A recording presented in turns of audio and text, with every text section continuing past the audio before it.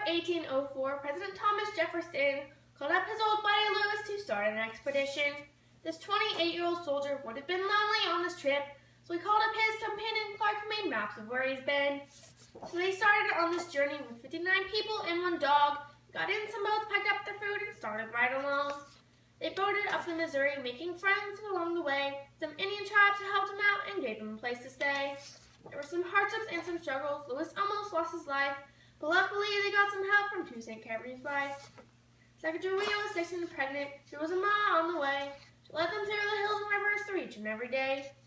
Winters were a disaster, frostbitten from head to toe, but they pushed on through and made it to the spring with no more snow. On February 2nd, as they left behind the east, the last member of their trip was born and his name was Jean Baptiste. When they thought they were making progress because they reached Montana's border, they still had the Rockies ahead of them and didn't have time to loiter. They really needed horses to help them cross the rest, but there weren't any Indians around, so they had to take the test. When they finally found some Indians, to their great surprise, the chief was Sacagawea's brother and he gave them horses to ride. So they continued through the mountains, through wind and storms alike, so they finally found a river on the other side. The Columbian had some rapids, though it was scary they all got through. Idaho and Washington and even Oregon too.